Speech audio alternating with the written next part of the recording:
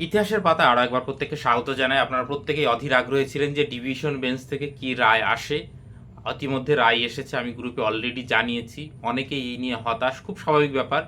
অনেকেই পরীক্ষা দিতে পারবেন না, বিশেষ করে 16 সালের ক্যান্ডিডেটদের সঙ্গে একদম এক প্রকার ইনজাস্টিসই হলো এটা।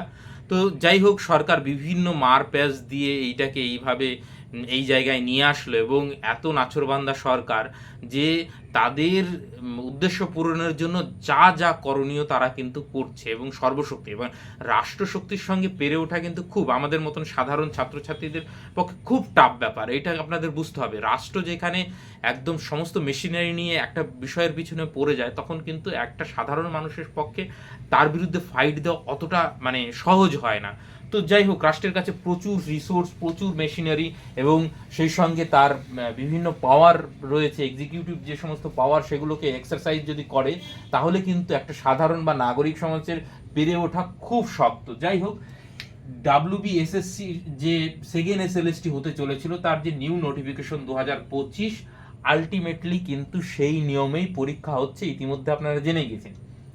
এইবার এই নিয়মে পরীক্ষা হলে কি কি বিষয় উঠে আসলো। প্রথম কথা, অযোগ্য সিঙ্গেল বেঞ্চেই বাদ গিয়েছিল, ডিভিশন বেঞ্চেও বাদ গিয়েছে, এইটা আপনাদের একদম পরিষ্কার।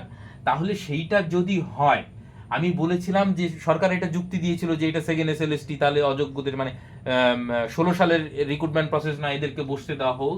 তাহলে কিন্তু থার্ড এসএলএসটি কিন্তু আসলেও আসতে পারে, যদি এটা তো সুপ্রিম কোর্টে যাবে, বুঝতেই পারছেন।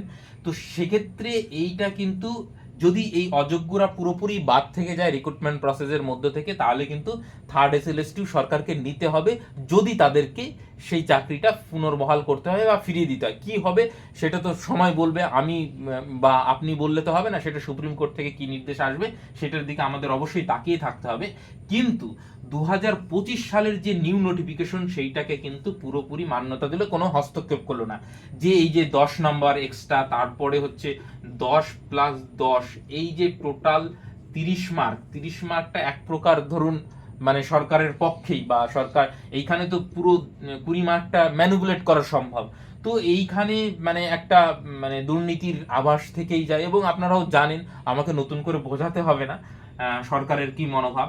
আরও একটা বিষয় যেটা বলছিলাম দুঃখের, সেটা হচ্ছে 2016 সালে যারা বসেছিল, তারা কিন্তু আর বসতে পারবে না, কারণ 40 যে এজ, আমি ভাবছিলাম যে অন্তত 2016 সালে যারা বসতে পেরেছিল তাদের প্রত্যেককে সুযোগ দেয়া হবে, কিন্তু নতুন গেজেটে দেওয়া হয়নি।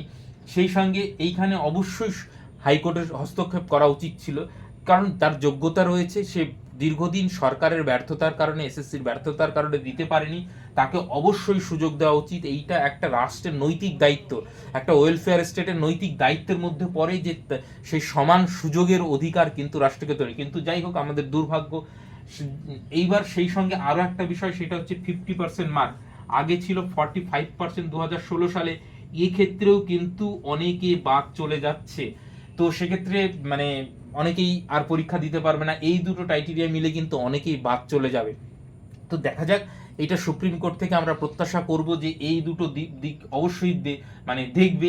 এই নিউ নোটিফিকেশনে যদি হয় তো হোক, এসএসসির যদি অধিকার থাকে থাকুক, কিন্তু এই জায়গাটা অবশ্যই আমার মনে হয় মার্সি করা উচিত, কারণ সংখ্যাটা কম, তাদের সংখ্যাটা কম, কিন্তু তাদের যারা বসতে চাইছে তাদের অন্তত সুযোগটা দেওয়া হোক। তারা অন্তত জীবনে এইটুকু নিয়ে থাকুক যে হ্যাঁ, পরীক্ষা দিয়েছিলাম, পাইনি, সেটা আলাদা ব্যাপার, কিন্তু পরীক্ষাটাই থেকেই তাদের পুরোপুরি বঞ্চিত। এইটা একদমই অন্যায়। আমি ব্যক্তিগতভাবে মনে করি। আপনাদের মতামত আপনারা কমেন্ট সেকশনে দিতে পারেন।